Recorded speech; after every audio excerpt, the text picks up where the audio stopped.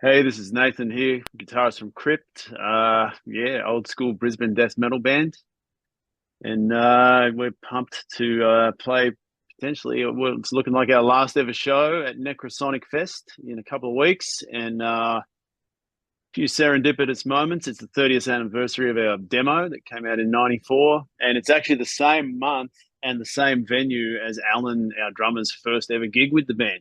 Wow, a lot of So history that's there kind of then. unbelievable, isn't it? Yeah, like it's about 2 weeks apart, but 30 years. Yeah. Fucking hell. Going to be a cracker of a night then. Oh, mate, it sure is. We are ready as we'll ever be. Sweet. So, as you say, bro, Crypt are one of 30 bands appearing at Necrosonic Festival at the Mansfield Tavern on August 31st. So, it's a Yep. massive day of metal with 30 bands over 3 stages in 12 hours, mate. But how are you feeling about the show? Like, you excited for it, or is it like a bit bittersweet? Hell yeah. Yeah. No. We're guns blazing. Yeah, it's like you mentioned before, man. Like it's going to be that little bit more special for Crypt, who returned to the stage after a number of years away for a one-off performance, especially Yep. for Necrosonic, mate. Like, what made you decide to commit to this particular show to have your last show? Well, Kent, he just talked us around. He bumped into Cliff. It was last year at some point. Asked us to play, and it was just like like it's just because we're all spread apart. And then eventually it was like, okay, let's do it. And it's just gained tons of momentum since then. And look, it's unreal because there is nothing like this anymore. No, This is like metal for the brain and stuff like that. There's nothing around anymore. no, Um, you're actually right. Like there's a lot of festivals that are coming out these days that are just like faux metal festivals. You got a couple of token metal bands in there, but there's not many that are actual brutally fucking heavy as this one. yeah, and he's put a killer lineup, good mix. Like it's all heavy, but it covers like a whole lot of different stuff.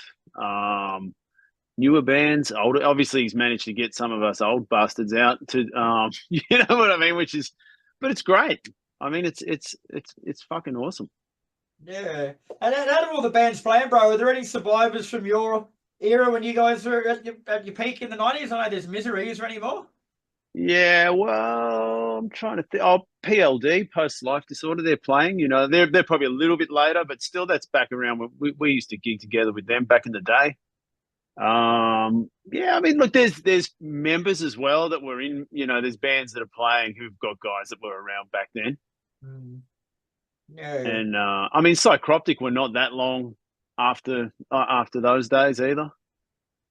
Yeah, very cool. Now, Mortality, they're from back in the day. yeah, well, there's a few now you start rumbling through them. Yeah, totally. Yeah, totally.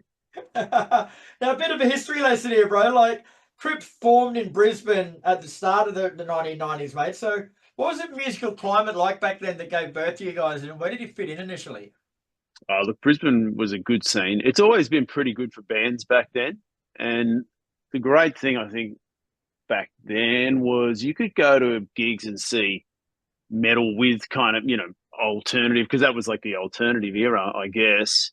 But we would go to the Roxy in the Valley, Dreamkillers, Pangea, Misery, like bands like this would be all on the same bill.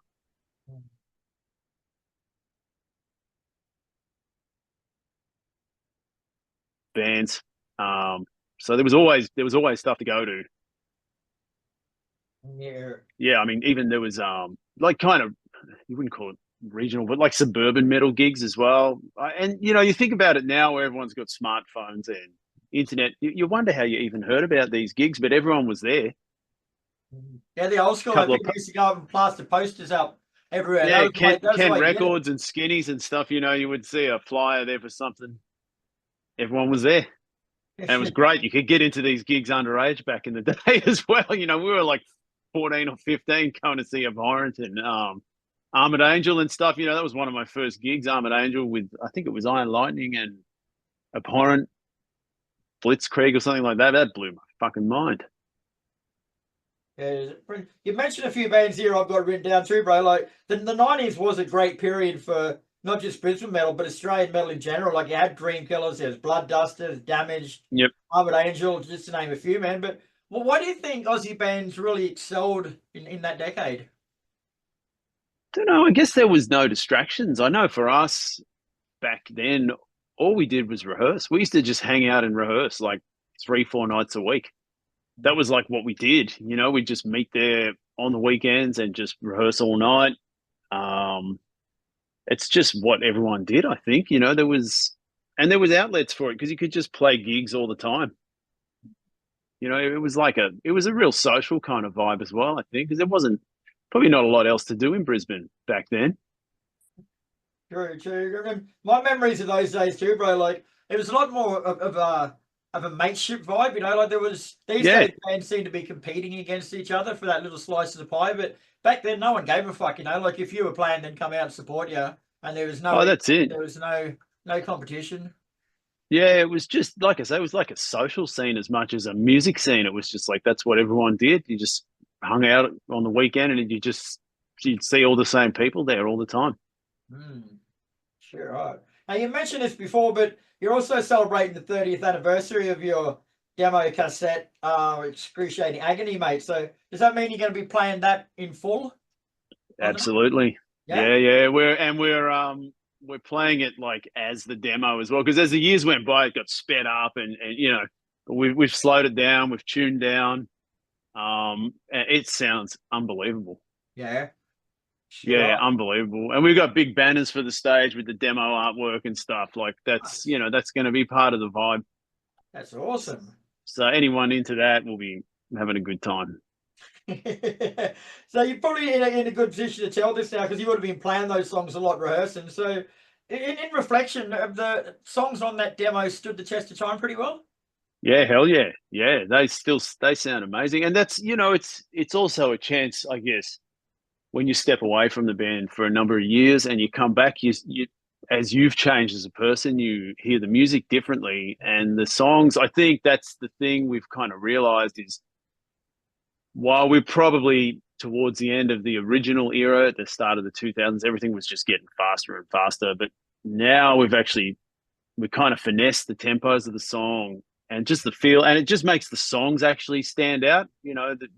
Just big riffs. Obviously, Grant's voice it hasn't changed at all. Cool. It's crazy. He turns up to first rehearsal and it's just like, there it is. Just snap it back in. Yeah, yeah. So it just sounds fucking killer. The demo in particular slowed down. It's like, yeah, we're loving it. We're having a great time. Fuck yeah. And earlier this year, you also re-released your 1998 album, El Nino. So how was the reception to that? Yeah, I mean that's we just we went back to we pulled it all from digital and then put it back up as the OG kind of mixes and artwork and that stuff. It's just there. I mean El Nino is probably a bit different to our first two releases. Just Cliff was on drums and it was getting a bit more flashy, some of the riffs and whatnot. Um, but I mean, there's some killer tunes on there.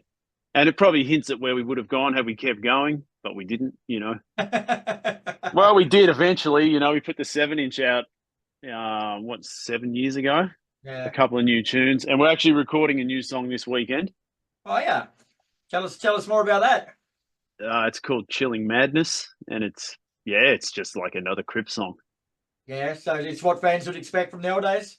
Oh, yeah. Yeah, yeah. It's just riffs, like riffs and vocals. And it was kind of like when we did the tour in 2016 and did the box set, I just started writing songs. We kind of had an idea to do maybe an album or an EP, but in the end, we just went for the 7-inch, 2 songs. But this is still left over from back then. Right.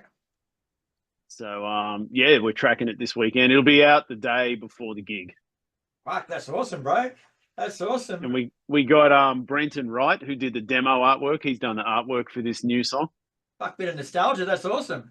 Yeah, he just popped up because I found the original artwork for the demo, and he popped up on Facebook and commented, and I just got in touch and said, "Hey, we're recording. You want to do the art?" And he's like, "Yeah, fuck yeah." So That's fucking so. You're gonna have to forgive me for saying this, bro, but the way you're talking and the enthusiasm in your voice, and then the fact that you recorded stuff another online song, the it day makes it hard to the day believe that before the this is gig. going to be your last show. Is it? This is definitely going to be it? Well, look, you can't say you'll never do something again because I never thought we'd do this gig again. But you know, I think so. Like we live far apart. It's hard, and to like I've been flying up every 3 weeks for rehearsals, and it's starts to wear you down. And look, we're not getting any younger either. Yeah, yeah, we discussed that before. And it's well, it's just I don't know. I think it's good to go out with a bang like this, For sure. Yeah. So for those And who may not have seen a live show from Crypt before, mate, like run us through what to expect. oh, it's just going to be intense. Intense. I know when I play this stuff, it's hard to explain what happens, but you turn into that person again. Yeah, that's all I can say. It's like when we got in the room and started rehearsing for this, it's just like there's just something there with us guys, and it's all original guys. Like there's no new members, so there's just something about the feel of it. The only thing is when Cliff took over bass from Dave, but he was the drummer on El Nino, you know what I mean? So it's all original guys, and it's just when we play, it just sounds like Crypt. So it just sounds the way it always has. Yeah, shit. All right. Rightio, brother. Well, yeah.